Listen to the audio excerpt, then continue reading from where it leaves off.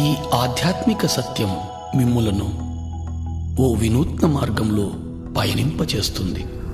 ఆ మార్గం మీకు ఉన్నత జ్ఞానాన్ని, ఆనందాన్ని కలిగింపచేస్తుంది.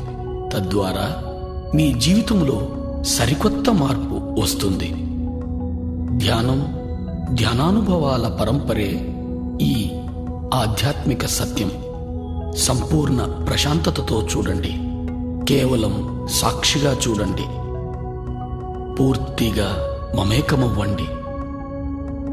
దేన్ని అన్వయించకండి. ఆలోచన వస్తే ఆలోచన నిలిపి దీర్ఘంగా శ్వాసించండి.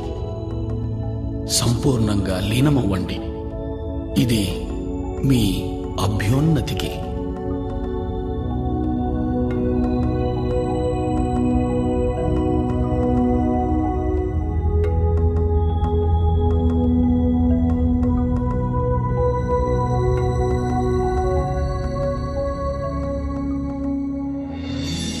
ఈ మహావిశ్వంలో మన ఉనికి అణుమాత్రమే.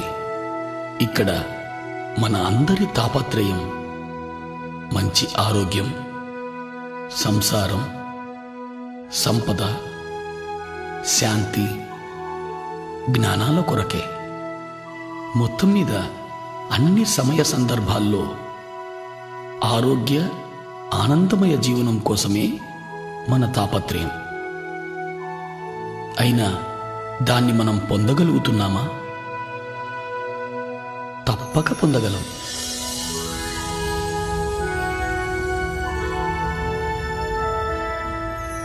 విశ్వశక్తిని, ఆత్మజ్ఞానాన్ని అర్థం చేసుకున్నప్పుడు మాత్రమే అది సాధ్యమవుతుంది.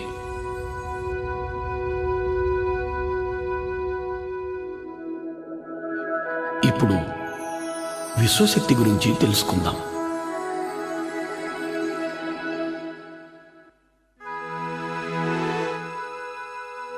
ఈ మహావిశ్వమంతా వ్యాపించి ఉన్నదే విశ్వశక్తి. విశ్వంలోని గ్రహాలు, మనుషులు, చెట్లు, అణువులు, పరమాణువులలో మరియు వాటి మధ్య ఉన్న శక్తే ఈ విశ్వశక్తి. ఈ మహావిశ్వాన్ని సమస్థితిలో ఉంచగలిగేదే విశ్వశక్తి. విశ్వశక్తి ప్రాణశక్తిగా కూడా పిలువబడుతూ ఉంది. మన అభ్యున్నతికి మూలం ఈ విశ్వశక్తి. మన నడత, నడవడికల ఆధారం ఈ విశ్వశక్తి. మనలను నడిపే ఇంధనమే ఈ విశ్వశక్తి.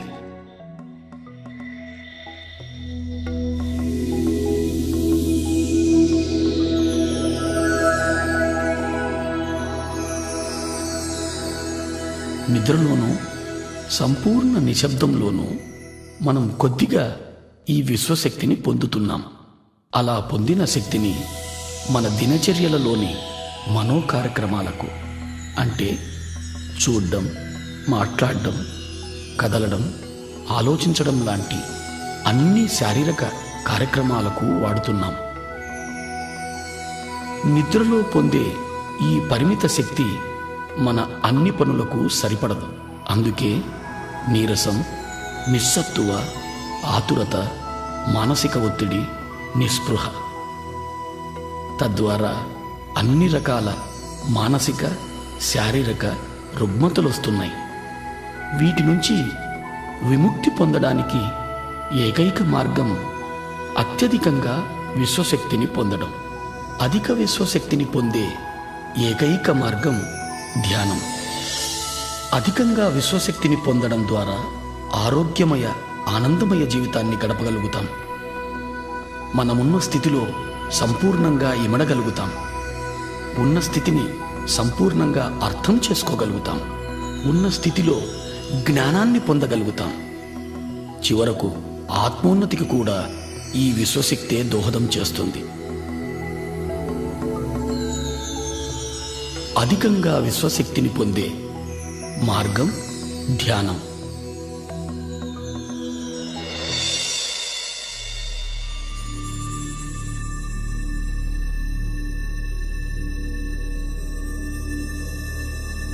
నిద్ర ఎరుకలేని ధ్యానం.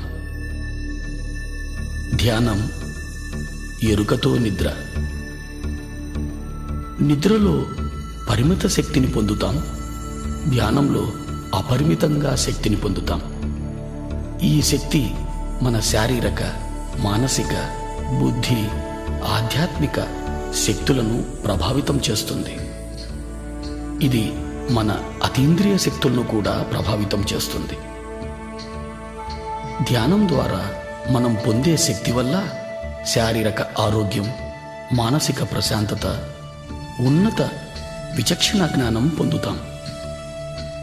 మహాద్భుత జ్ఞానాన్ని పొందడానికి ఏకైక మార్గం ధ్యానం. దైనందిక జీవితంలో కూడా అత్యున్నత స్థానాన్ని పొందడానికి ధ్యానం ఎంతో దోహదం చేస్తుంది. ధ్యానం అంటే మరేమీ కాదు, ఎరుకతో మనలోకి మనం చేసే ప్రయాణం. ధ్యానంలో మన చైతన్య పదార్థం శరీరం నుంచి మనసుకు, మనసు నుంచి బుద్ధికి, బుద్ధి నుంచి ఆత్మకు ఎరుకతో ప్రయాణం చేస్తుంది. ధ్యానం కోసం మనం మొదట శరీరాన్ని, మనసును నిలువరింపచేయాలి. అంటే శారీరక కదలికలను, చూడటాన్ని, మాట్లాడటాన్ని, ఆలోచించటాన్ని నిలిపివేయాలి. ఇప్పుడు ధ్యానం ఎలా చేయాలో తెలుసుకుందాం.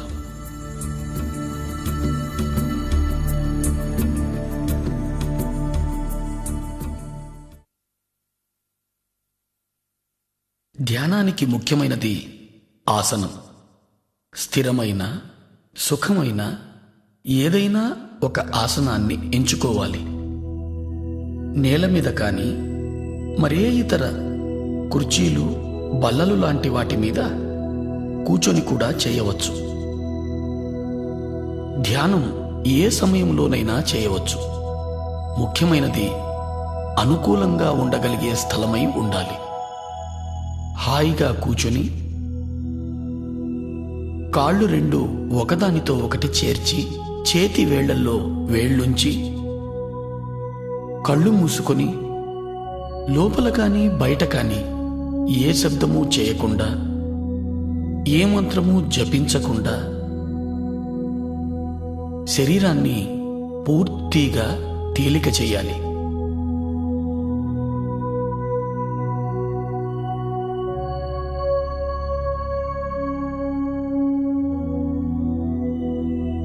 మనం కాళ్లను కలిపి చేతి వేళ్లల్లో వేళ్లు కలపడం ద్వారా మన చుట్టూ శక్తి వలయం ఏర్పడుతుంది. మన ఆసనంలో స్థిరత్వాన్ని పెంచుతుంది. కళ్ళు మనోద్వారాలు కాబట్టి కళ్ళు రెండూ మూసుకోవాలి. మంత్రోచ్చారణ కానీ మరే ఇతర శబ్దం కానీ చేయడం మనసు చేసే పని కాబట్టి దాన్ని సంపూర్ణంగా నిలిపివేయాలి. ఎప్పుడు శరీరం సంపూర్ణంగా స్థిమితమవుతుందో అప్పుడు చైతన్యం శరీర పదార్థం నుంచి మనోబుద్ధి పదార్థాల వైపు ప్రయాణం చేస్తుంది. మనస్సు మరేమీ కాదు, ఆలోచనల పుట్ట. అనుక్షణం ఎన్నో ఆలోచనలు మొదలవుతూనే ఉంటాయి. వాటి వెనుక మరెన్నో ప్రశ్నలు, తెలిసినవి, తెలియనివి. చైతన్య పదార్థాన్ని మనోబుద్ధి పదార్థాల నుంచి ఆత్మవైపు ప్రయాణింపచేయడానికి మనం చేయవలసిన పని మన సహజమైన శ్వాసను గమనించడం. గమనించడం అనేది ఆత్మ యొక్క ప్రక్రియ. సాక్షిభూతంగా సహజ శ్వాసను గమనిస్తూ ఉండాలి. ప్రయత్నపూర్వకంగా శ్వాస ప్రక్రియను చేయరాదు. తనకు తానుగా శ్వాస ప్రక్రియ జరుగుతూ ఉండాలి. సాక్షిగా సహజమైన శ్వాసను గమనిస్తూ ఉండాలి. ఇదే ధ్యానానికి మూలం. ఇదే ధ్యానానికి మార్గం.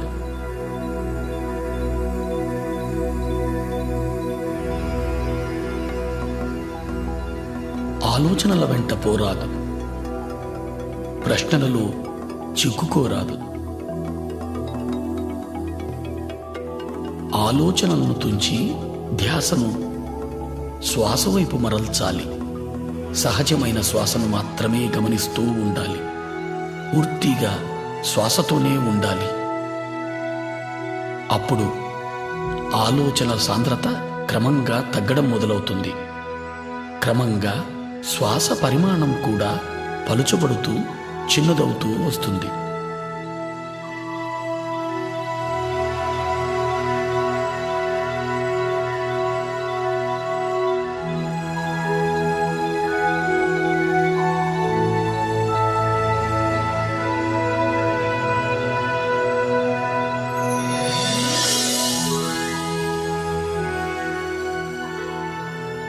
చివరకు పూర్తిగా చిన్నదై రెండు కన్నుబొమ్మల మధ్య చిన్న వెలుగుగా ఉండిపోతుంది.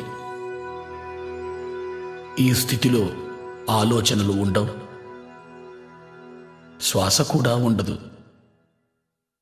ఇదే ఆలోచన రహిత స్థితి. ఇదే నిర్మల స్థితి. ఇదే ధ్యాన స్థితి.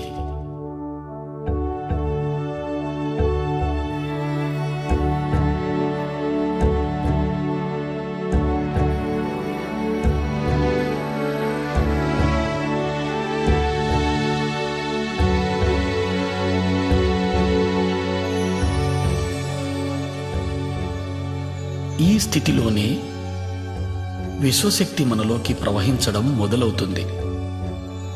ఎప్పుడైతే మనం అధికంగా ధ్యానం చేస్తామో అధికంగా విశ్వశక్తిని పొందడం జరుగుతుంది.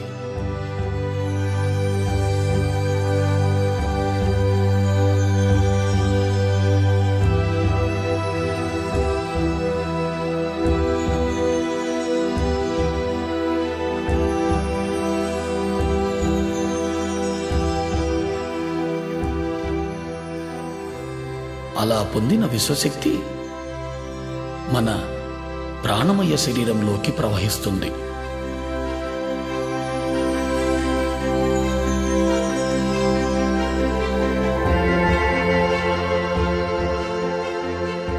ప్రాణమయ శరీరం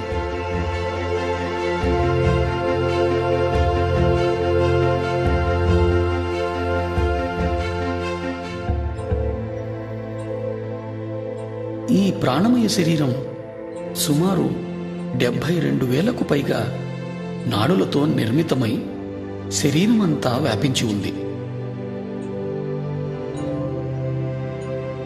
ఈ నాడులన్నీ తలపై మధ్య భాగం నుంచి మొదలవుతాయి. ఈ మొదలయ్యే భాగాన్ని బ్రహ్మరంధ్రము అంటారు.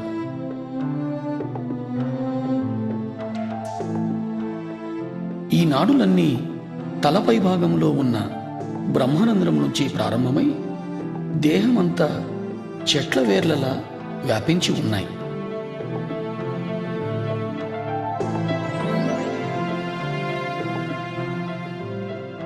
ఈ ప్రాణమయ శరీరమే మన జన్మ నిర్మాణానికి మూలం.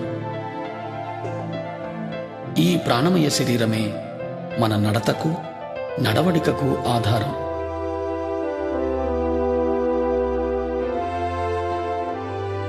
మన ప్రాణమయ శరీరం విశ్వశక్తిని నిద్రలోనూ ధ్యానంలోనూ పొందుతూ ఉంటుంది.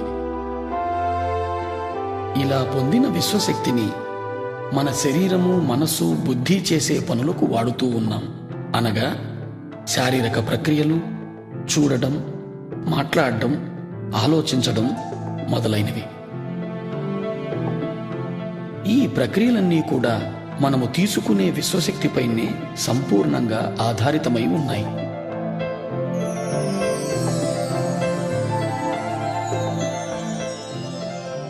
మనలోకి ప్రవహించే విశ్వశక్తి సంపూర్ణంగా మన ఆలోచనలపైనే ఆధారితమై ఉంది. మనకు ఆలోచనలు ఉన్నప్పుడు మనలోకి విశ్వశక్తి ప్రవాహం నిలువరింపబడుతూ ఉంది. అనగా ఆలోచనలు మన విశ్వశక్తిని అడ్డగిస్తున్నాయి. ఎప్పుడైతే విశ్వశక్తి ప్రవాహం ప్రాణనాడులలో తగ్గుతుందో అప్పుడు ప్రాణనాడులు కుంచుకుపోతాయి. అలా కుంచుకుపోవడం వలన ప్రాణమయ శరీరంలో మచ్చలు ఏర్పడతాయి. ఆ మచ్చలే క్రమంగా స్థూల శరీరంపై వ్యాధులుగా రూపాంతరం చెందుతాయి. అంటే అన్ని రోగాలకు మూలం ప్రాణమయ శరీరంలో ప్రాణశక్తి లోపం.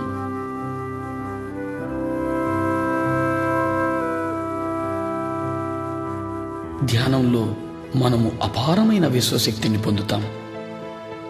ఆ శక్తి మన ప్రాణమయ శరీరంలోని అన్ని నాడులలోనూ ప్రవహిస్తుంది. ఎప్పుడైతే ఈ విశ్వశక్తి మన నాడులలో ప్రవహిస్తుందో ఆ ప్రవాహపు తీవ్రతకు నాడులలో ఉన్న అడ్డంకులన్నీ తొలగిపోయి మచ్చలన్నీ మాసిపోతాయి. ఎప్పుడైతే మచ్చలన్నీ మాసిపోతాయో అప్పుడు మనం అన్ని రకాల రుగ్మతల నుంచి విముక్తి పొందగలుగుతాం.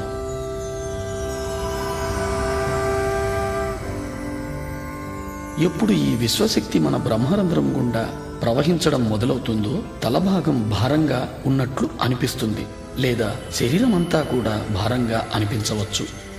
ప్రాణనాడులలో ప్రాణశక్తి ప్రవహిస్తూ శుద్ధి చేస్తున్నప్పుడు ఆ ప్రదేశంలో దురద పెట్టినట్టు గాని నొప్పిగా గాని అనిపించవచ్చు.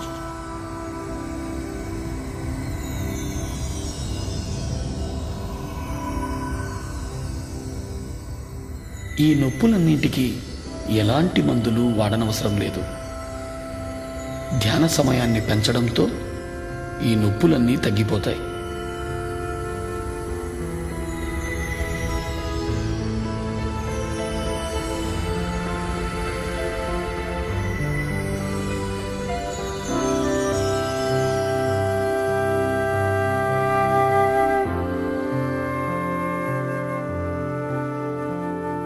అత్యధికంగా విశ్వశక్తిని పొందడం ద్వారా మనం అన్ని రకాలైన శారీరక మానసిక రుగ్మతల నుంచి విముక్తి పొందగలుగుతాం.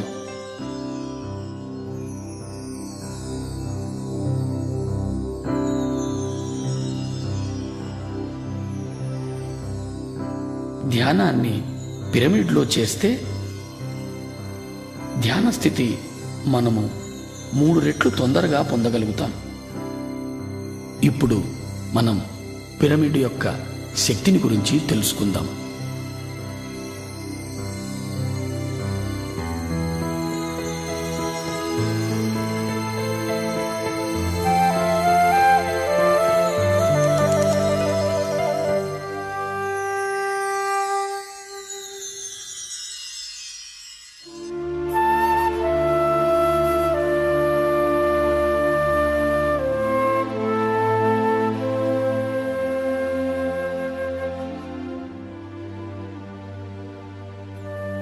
ఈ పృథ్వీపైన అత్యధికంగా విశ్వశక్తిని పొందే ఏకైక కట్టడం పిరమిడ్. 52 డిగ్రీలు 51 నిమిషాల కోణంలో ఇది నిర్మితమై ఉంది. ఈ కోణం వల్లనే పిరమిడ్ అత్యధికంగా విశ్వశక్తిని పొందగలుగుతోంది. పిరమిడ్ని ఏ పదార్థంతోనైనా నిర్మించవచ్చు. పదార్థాల వల్ల పిరమిడ్ పొందే విశ్వశక్తిలో ఏ మార్పు రాదు. పిరమిడ్ని అన్ని దిక్కులకు సమంగా ఉంచాలి. అంటే తూర్పు, పడమర, ఉత్తరం, దక్షిణం అన్ని వైపులకు.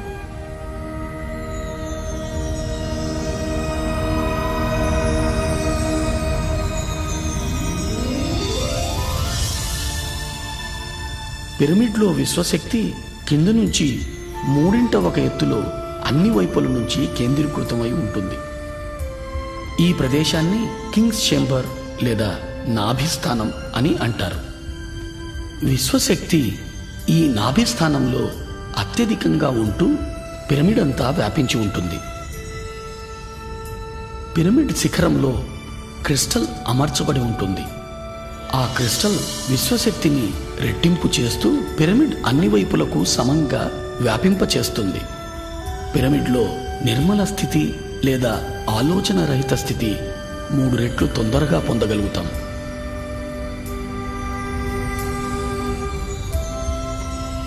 పిరమిడ్లో ధ్యానం ఇతర లోకాలతో అనుసంధానానికి దోహదం చేస్తుంది. పిరమిడ్లో ధ్యానం అన్ని రకాల రుగ్మతల నుంచి విముక్తుల్ని చేస్తుంది. అన్ని రకాల ధ్యానానుభవాల కోసం పిరమిడ్ ధ్యానం ఎంతో ఉపయోగపడుతుంది.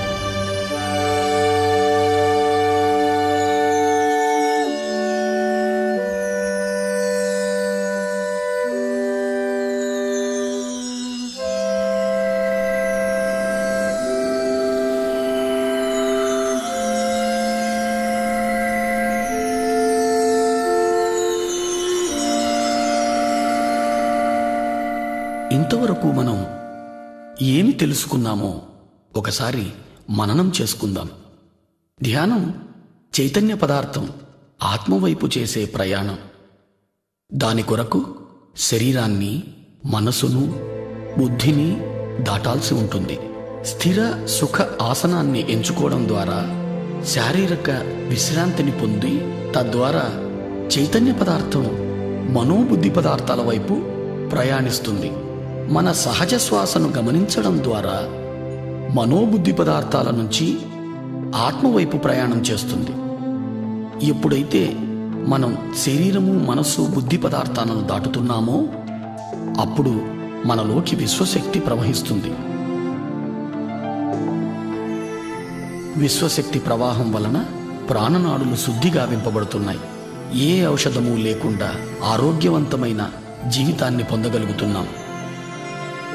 మానసిక ఒత్తిడి, మనస్సు సంబంధమైన అన్ని రకాలైన సమస్యల నుంచి విముక్తి పొందగలుగుతున్నాం.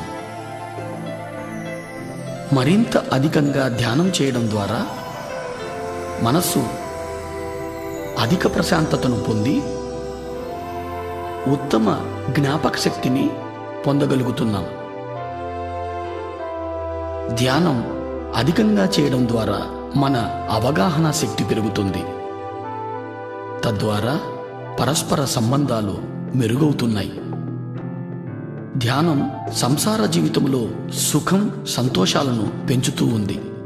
మనస్సు నిలకడగా ఉంటూ ఆరోగ్యకరమైన, ఆనందకరమైన జీవితాన్ని అనుక్షణం పొందగలుగుతాం. ధ్యానం ద్వారా మనము అన్ని రకాలైన సమస్యల నుంచి పరిష్కారం పొందగలుగుతాం. ధ్యానంలో అన్ని ఉన్నత స్థితులు పొందడం కోసం మనం క్రమం తప్పకుండా ప్రతిరోజు ధ్యానం చేయాలి.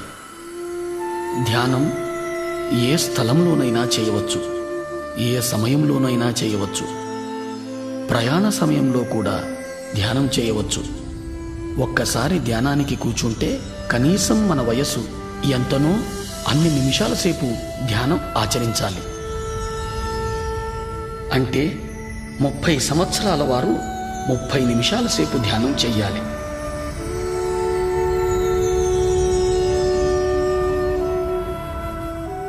ధ్యానం కోసం సంసార జీవితాన్ని త్యజించనవసరం లేదు. ప్రతి ఒక్కరూ ధ్యానం చెయ్యాలి. ధ్యానం 5వ ఏట నుంచే చిన్నపిల్లలు మొదలు పెట్టవచ్చు. చిన్నపిల్లలు ఉత్తమంగా ధ్యానం చేయగలుగుతారు.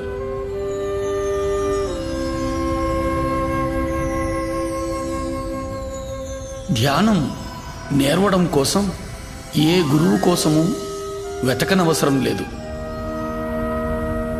మన గురువు మనలోనే ఉన్నాడు.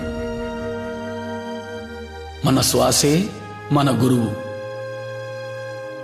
ఇది ప్రతి ఒక్కరికి వర్తిస్తుంది.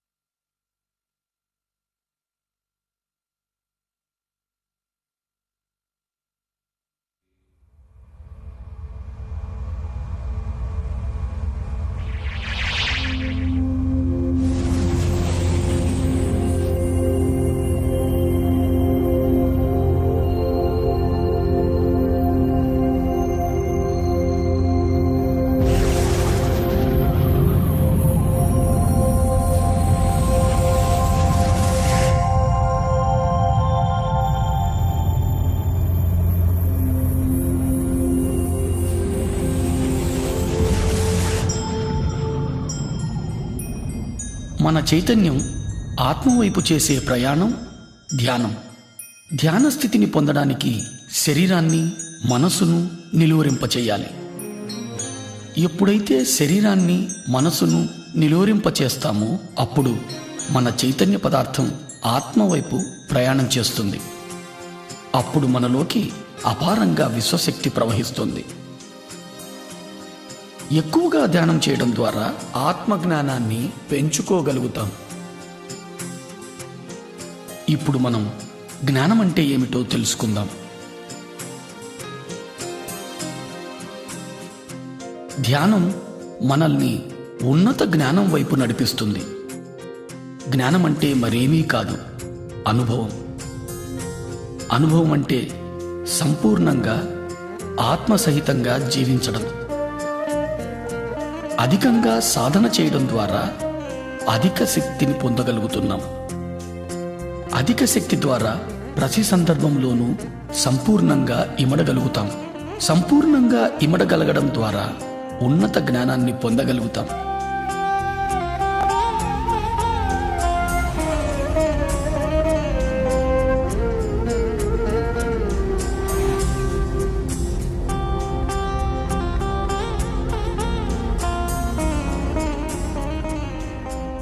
జ్ఞానం ద్వారా ఉన్నతమైన అవగాహన శక్తిని పెంపొందించుకోగలుగుతాం.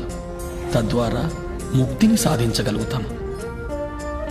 ఈ ఉన్నత అవగాహన శక్తి ద్వారా మనం శరీరం మాత్రమే కాదు, అద్భుతమైన జీవులని తెలుసుకుంటాం. మనమున్న ప్రతి స్థితి మనకు అవగతమవుతూ ఉంటుంది. ప్రతి స్థితి అవగతం అవడం ద్వారా అన్ని రకాల సమస్యల నుంచి అతి సునాయాసంగా బయటపడగలుగుతాం. ఉన్నత జ్ఞానము, ఉన్నత శక్తి మన చైతన్యపు ఉన్నతికి దోహదం చేస్తుంది. ఈ ఉన్నతి కోసమే పృథ్వీపైకి మన ప్రయాణం. ఉన్నత జ్ఞానము ఉన్నత ఇంద్రియాలైన దివ్యచక్షువు, సూక్ష్మ శరీరాల ద్వారా పొందుతాం.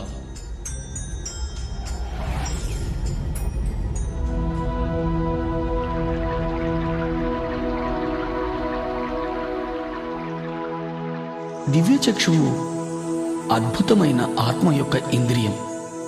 ఉన్నత లోకాల్లో చూడటానికి, వినడానికి, అనుభూతి పొందడానికి ఉపయోగపడే అద్భుతమైన ఇంద్రియమే ఈ దివ్యచక్షువు.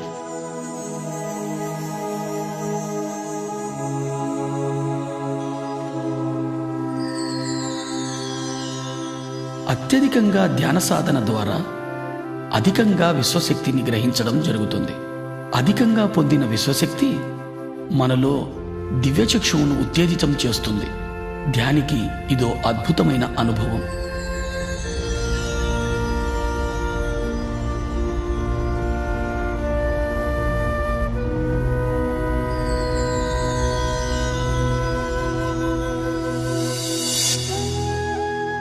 దివ్యచక్షువు ఉత్తేజితమవుతున్న సందర్భంలో నొసటి భాగంలో రెండు కనుబొమ్మల నడుమ నొప్పిగా కానీ, లాగినట్టు కానీ అనుభూతులు కలుగుతాయి.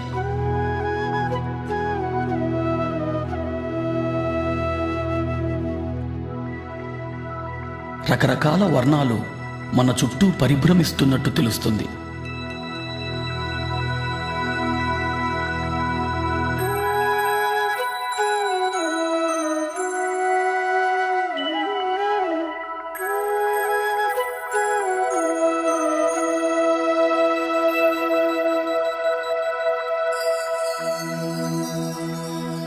మన చుట్టూ నడక శబ్దం, గుసగుసల శబ్దం వినపడుతున్నట్లు అనిపిస్తుంది.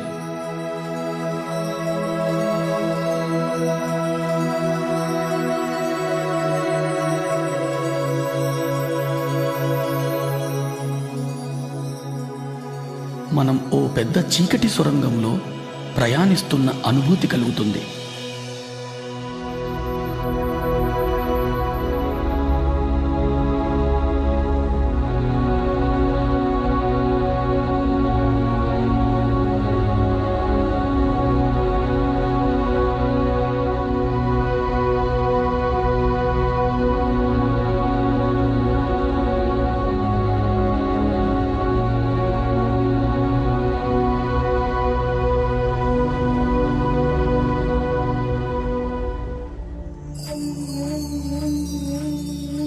ఎప్పుడైతే ప్రాణమయ శరీరం సంపూర్ణంగా విశ్వశక్తిని పొందుతుందో అప్పుడు దివ్యచక్షువు పరిపూర్ణమవుతుంది.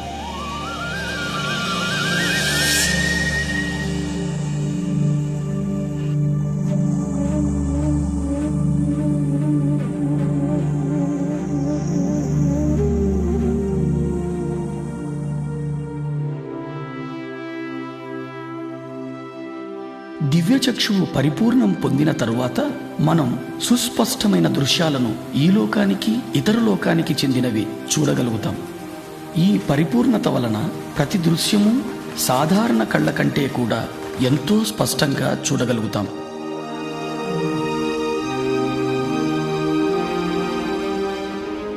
మనం ఇతర లోకాల విషయాలను కూడా చాలా స్పష్టంగా చూడగలుగుతాం. మనం ఎక్కడో జరిగే విషయాలను ఇక్కడ నుంచే స్పష్టంగా చూడగలుగుతాం.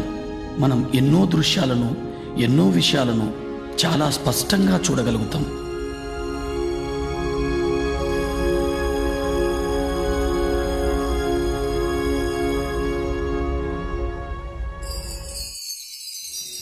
ఎన్నో రకాల శబ్ద తరంగాలను అంతరంగంలో వినగలుగుతాం.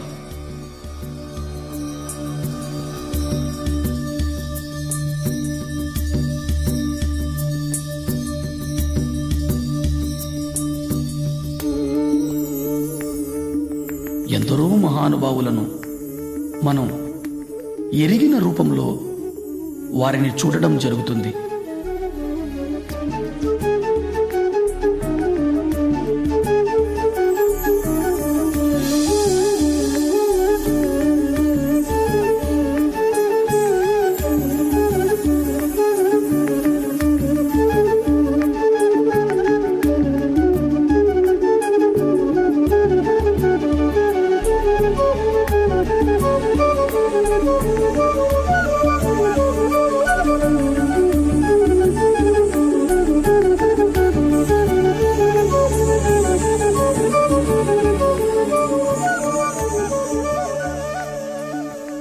ఇంకా అధికంగా ధ్యానం చేయడం ద్వారా వ్యక్తి రూపంగా కనిపించే మహానుభావులు జ్యోతి రూపంలో కనిపించడం జరుగుతుంది.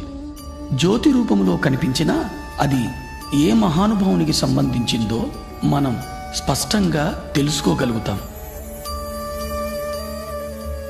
మహానుభావుల నుంచి సందేశాలు వినగలుగుతాం.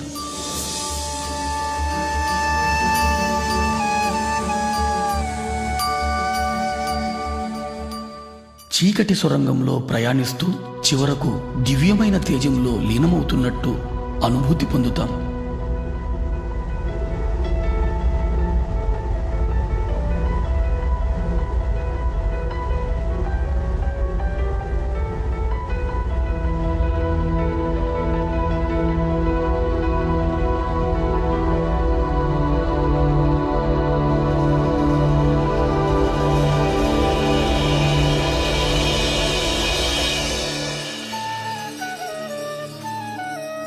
మహానుభావుల సందేశాల ద్వారా ఇతర లోకాల వాస్తవాలను చూడడం ద్వారా అంతరంగంలో ఏర్పడే అనుభూతుల ద్వారా మనం మన సమస్యలన్నిటికీ పరిష్కార మార్గాన్ని పొందగలుగుతాం.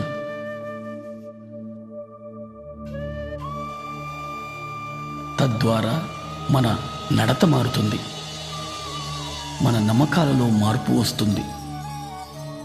ఇదే ఈ దివ్యచక్షు ద్వారా మనం పొందే అద్భుతమైన అనుభవం. ఈ దివ్యచక్షు అనుభవం తరువాత మన దైనందిక జీవితంలో కూడా ఎన్నో ఉన్నతమైన మార్పులను గమనించడం జరుగుతుంది.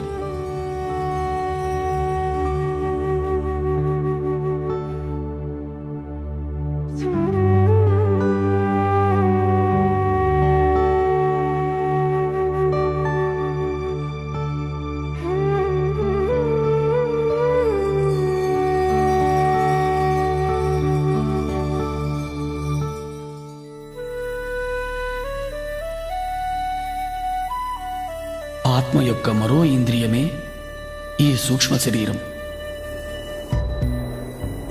ఇతర లోకాలలో విహరించడానికి, ఇతర లోకాల జ్ఞానాన్ని పొందడానికి ఉపయోగపడే సాధనం సూక్ష్మ శరీరం.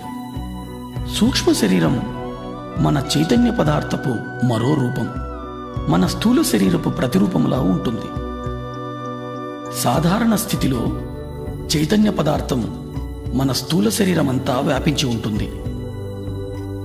ఎప్పుడు మనం సంపూర్ణంగా విశ్వశక్తిని పొందుతామో, ఎప్పుడు మనకు సూక్ష్మ శరీర యానం చేయాలనే అనుభూతి కలుగుతుందో, అప్పుడు మన చైతన్య పదార్థం సూక్ష్మ శరీర రూపంలో యానం చేస్తుంది. సాధారణంగా సూక్ష్మ శరీర యానపు అనుభవాన్ని ఎరుక లేకుండా నిద్రలో మనం పొందుతున్నాం. వీటినే మనం కలలు అంటాం. ఎరుకతో మనము ఈ సూక్ష్మ శరీర యానపు అనుభవాన్ని పొందే అవకాశం ఒక్క ధ్యాన స్థితిలో మాత్రమే జరుగుతుంది. సూక్ష్మ శరీరం కాల పరిస్థితులకు అతీతంగా ప్రయాణించగలదు. ఎరుకతో సూక్ష్మ శరీర యానం చేసిన తరువాత సరికొత్త కోణంలో జీవిత గమనాలను దర్శించడం జరుగుతుంది.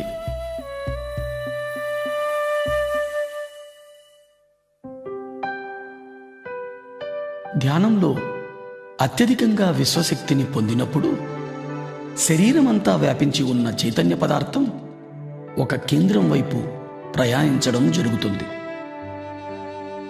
చైతన్య పదార్థం కేంద్రం వైపు ప్రయాణించేటప్పుడు స్థూల శరీరంలో కదలికలు ఏర్పడతాయి.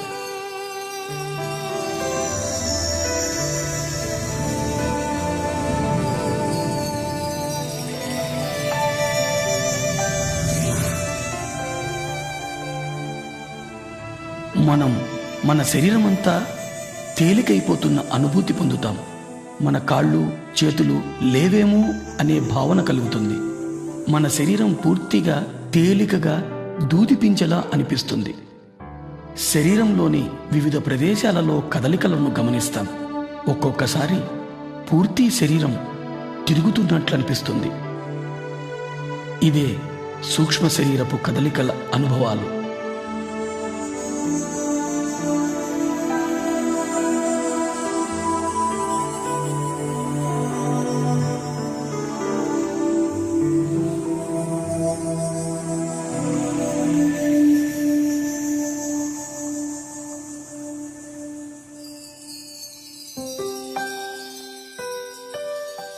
తీవ్ర ధ్యాన సాధన చేయడం ద్వారా అత్యధిక విశ్వశక్తిని పొందడం జరుగుతుంది. శరీరమంతా వ్యాపించి ఉన్న చైతన్య పదార్థం సూక్ష్మ శరీర రూపం ధరించి విపరీతమైన వేగంతో కదలడం జరుగుతుంది. తద్వారా స్థూల శరీరంలో కదలికలు ఏర్పడతాయి. ఆ కదలికల తరువాత సూక్ష్మ శరీరం స్థూల శరీరం నుంచి వెలుపలికి వస్తుంది.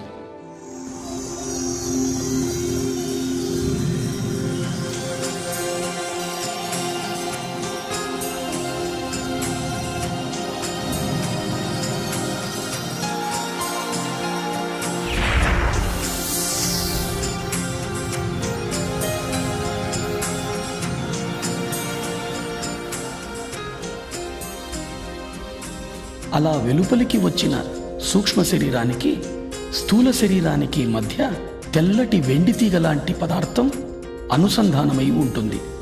దీనినే సిల్వర్ కార్డ్, పాశము అంటారు.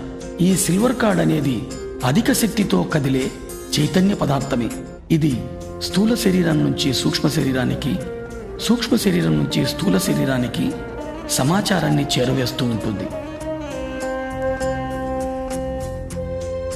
సూక్ష్మ శరీర యానం మన చైతన్య పదార్థంతో చేసే ప్రయాణం. ఈ ప్రయాణం అన్ని లోకాలకు చేయవచ్చు. సూక్ష్మ శరీర యానం చేయడం ద్వారా అపారమైన ఆత్మవిజ్ఞానాన్ని పొందుతాం. సూక్ష్మ శరీరం అన్ని రకాలైన పదార్థాల గుండా ప్రయాణించగలుగుతుంది. అంటే భూమి, నీరు, అగ్ని, ఆకాశం, వాయువు.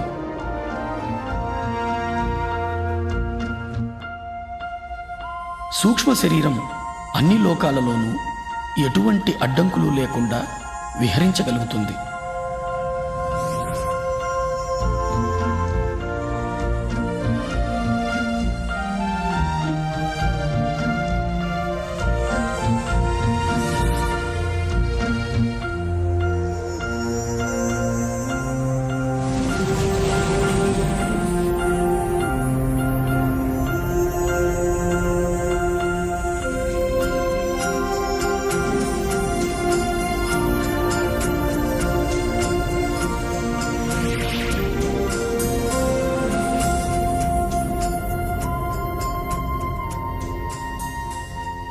సూక్ష్మ శరీరం బయటకు వచ్చిన తరువాత స్థూల శరీరాన్ని చూడడం జరుగుతుంది.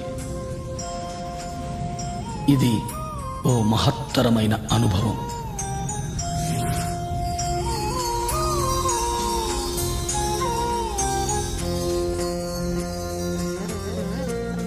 ఈ అనుభవం తరువాత సంపూర్ణంగా నేను స్థూల శరీరం కాదు, స్థూల శరీరంలో వసిస్తున్నాను అనే విషయాన్ని స్పష్టంగా అవగాహన చేసుకోగలుగుతాం. ఇదో మహద్భుతమైన అవగాహన. ప్రతి ఒక్కరూ ఈ అనుభవాన్ని తప్పక పొందాలి. ఈ అనుభవం పొందిన తరువాత మనం ఏర్పరచుకున్న పరిమితులన్నీ తొలగిపోతాయి. మనము అపరిమితులమని అర్థం చేసుకోగలుగుతాం. ఈ అనుభవం తరువాత నేను అంటే చైతన్య పదార్థం అని స్పష్టంగా అవగతమవుతుంది.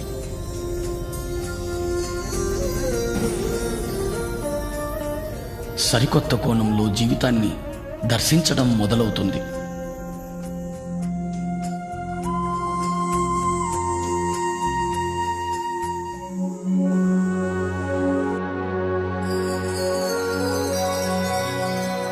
నిర్వాణ.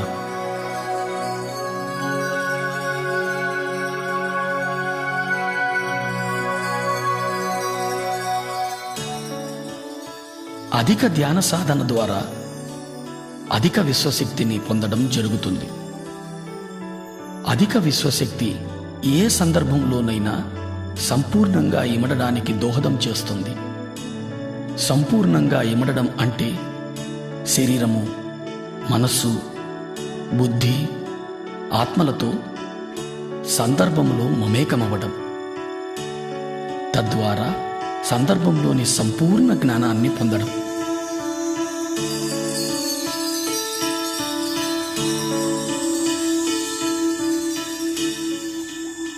సాధారణ వ్యక్తి జీవితంలో అనుభవాలను మాత్రమే పొందుతాడు.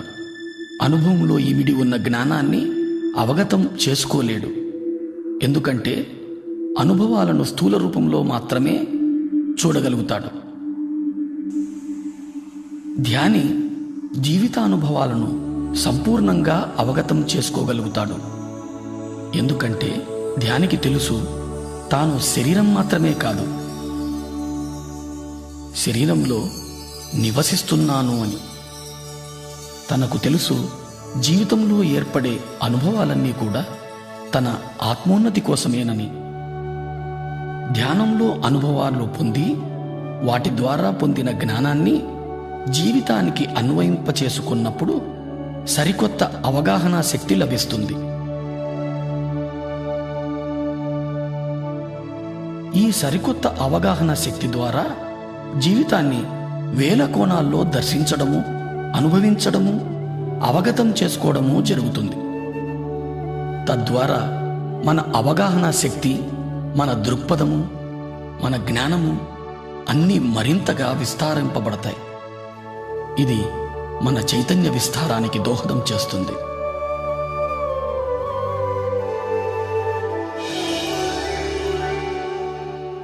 ఈ స్థితిని ధ్యానంలో 1000 రేకుల బంగారు కమలం వికసిస్తున్న అనుభవంగా పొందుతాం.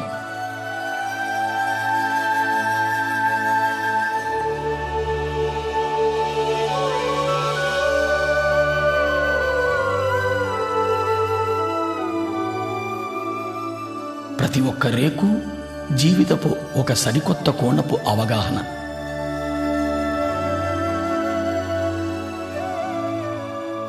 ఇలా వేల కోణాల్లో జీవితాన్ని దర్శించగలిగినప్పుడు ఇతర జీవరాశుల మీద కూడా అవగాహన పెరుగుతుంది.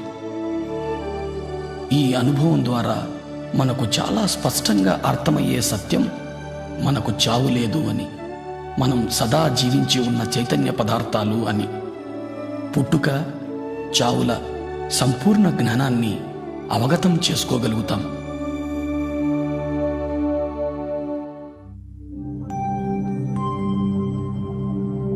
జనన మరణాలు.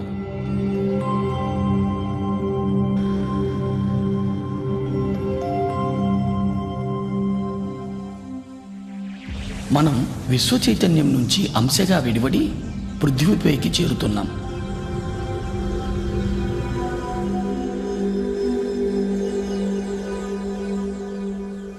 మూలం నుంచి విడివడిన అంశకు ప్రాణమయ శరీరమే ఆధారం. ఈ పృథ్వీపైకి మన రాకకు కారణం రకరకాల అనుభవాల జ్ఞానాన్ని పొందడం కోసమే. దాని కొరకు మనం గర్భాన్ని, తల్లిదండ్రులను, పరిసరాలను, పరిస్థితులను ఎంచుకొని వస్తాం. జన్మ విచారం మొత్తం ఆత్మఎరుకలో ఉంటుంది. గర్భాన్ని ఎంచుకున్న తరువాత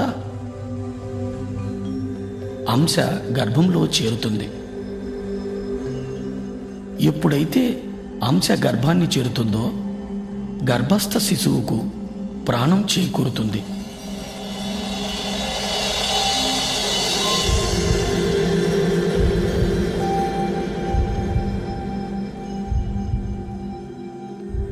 అంశ ప్రాణమయ శరీరంలో శక్తి ఆధారంగా ప్రాణి స్థూల శరీర నిర్మాణం జరుగుతుంది. అంశ సంపూర్ణంగా మూలంతో అనుసంధానమై ఉంటుంది. అది ప్రాణిగా తొలి శ్వాస తీసుకునే వరకు. తల్లి గర్భంలో నుండి బయటకు రాగానే ప్రాణిగా బయటి శ్వాస తీసుకోవడం జరుగుతుంది. ఇదే జననము అంటారు.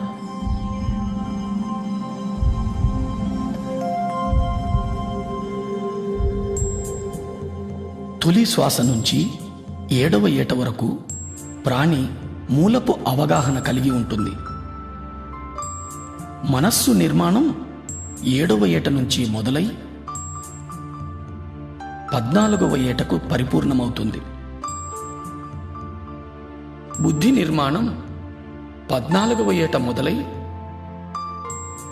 21 నాటికి పరిపూర్ణమవుతుంది.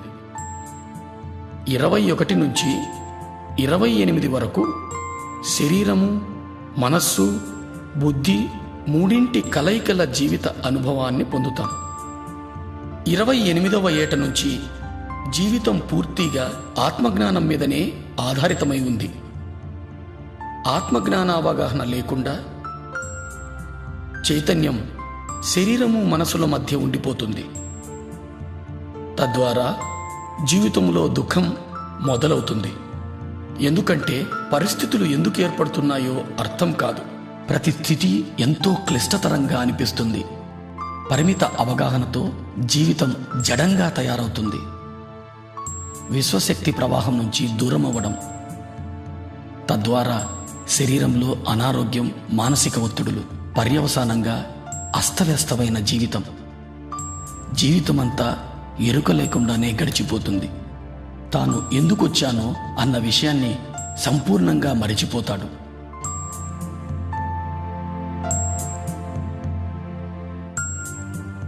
అస్తవ్యస్త అవగాహనల మూలంగా యవ్వనం, వృద్ధాప్యం గడిపి చివరకు శరీరం వదిలిపోతాడు. దీన్నే మనం చావు అంటాం.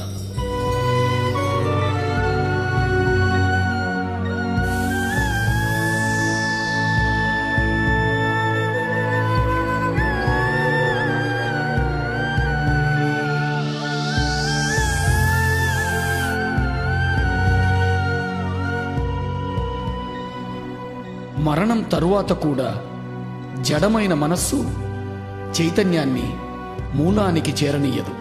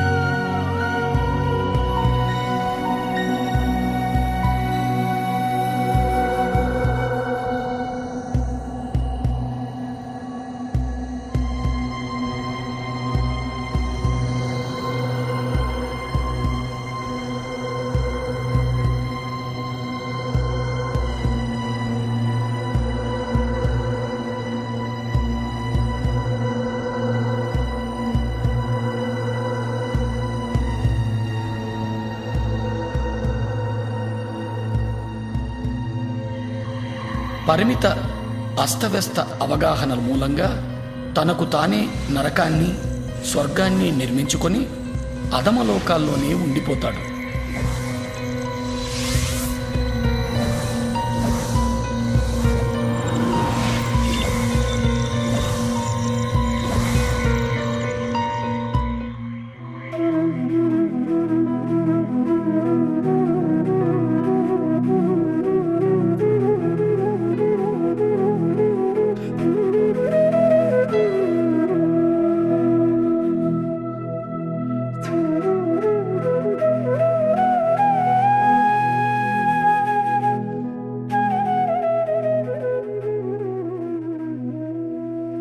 మన చైతన్యాన్ని ఆత్మలో అనుసంధానం చేసి జీవించడం జరుగుతుందో అప్పుడు అన్ని సందర్భాలలోనూ ఆనందమయంగానే జీవించడం జరుగుతుంది.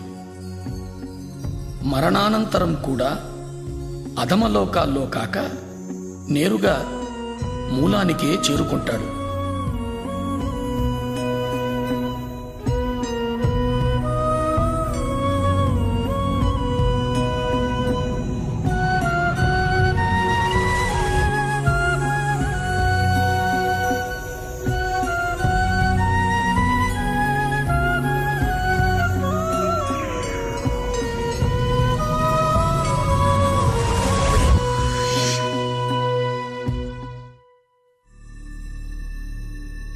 దివ్యచక్షువు సూక్ష్మ శరీరయాన అనుభవాల ద్వారా, జనన మరణ అవగాహనల ద్వారా శరీరము, మనస్సు, బుద్ధి, ఆత్మ, చైతన్య పదార్థము, విశ్వశక్తుల సంపూర్ణ అవగాహన ఏర్పడుతుంది. నేను అంటే చైతన్య పదార్థమని, చైతన్య పదార్థం అంటే విశ్వశక్తి జ్ఞానాల కలయికని పరిపూర్ణ అవగాహన ఏర్పడుతుంది.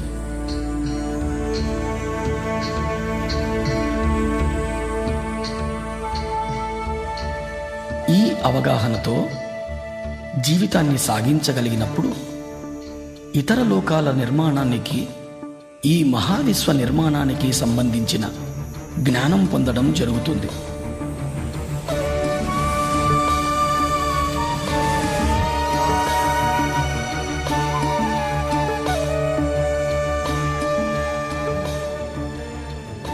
ఈ జ్ఞానంతో మనం అద్భుత సృష్టికర్తలు కాగలం.